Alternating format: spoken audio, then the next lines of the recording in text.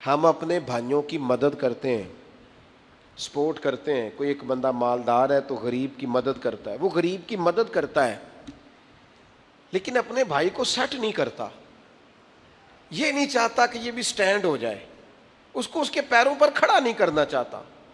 امداد دیتے ہیں لوگوں کو لیکن یہ نہیں چاہتے کہ وہ ہمارے برابر آ کے کھڑے ہو جائیں، کوئی ایسا کام کریں کہ وہ بھی سٹینڈ ہو جائے. یہ نہیں ہم کرتے. مہاجرین اور انصار نے جو ہمیں سبق دیا نا کہ ملک اور ریاست کیسے چلتی ہے، جو مہاجر ہو کے آئے تھے جن کے پاس کچھ نہیں تھا، انصار نے انہیں آدھا آدھا مال دے کے سٹینڈ کر دیا، انہیں کھڑا کر دیا. انہیں کہا اپنے پیروں پہ کھڑے ہو جاؤ، انہیں اپنے کاروباروں میں شریک کیا.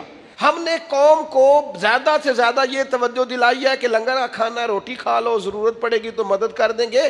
ان کو سٹینڈ کیا جائے. نبی پاک علیہ السلام محنت کی طرف امت کی رغبت دلاتے تھے. حضور فرماتے ہیں بہترین کھانا وہ ہے جو بندہ اپنے ہاتھوں سے محنت کر کے کما کے کھاتا ہے. حضرت داؤد علیہ السلام محنت کر کے کھایا کرتے. رغبت دلائی. نبی پاک علیہ السلام نے حضرت عبد الرحمن ابن عوف رضی اللہ تعالیٰ عنہ کو اور جناب سعد بن ربیع رضی اللہ تعالیٰ عنہ کو بھائی بھائی بنایا تھا. یہ سمجھنے والی بات. حضرت سعد بن ربیع رضی اللہ تعالیٰ عنہ نے فوراً جناب عبد الرحمن ابن عوف سے کہا کہ میں آئے آپ کو اپنا مال آدھا تقسیم کر کے دوں. حضرت عبد الرحمن ابن عوف رضی اللہ تعالیٰ عنہ کہنے لگے اللہ تمہیں جزا دے، تم پر خاص فضل کرے، تم مجھے مال نہ آدھا تقسیم کر کے دو، تم مجھے بازار کا رستہ دکھاؤ اور ذرا میرے ساتھ چلو، میری توجہ کراؤ، یہاں کاروبار کیسے کرتے ہیں، نظام کیسے چلتا ہے. حضرت عبد الرحمن ابن عوف چند دنوں کے بعد ہی بازار چلے گئے اور جا کر کے تجارت کرنی شروع کر دی، کام کرنا شروع کر دیا.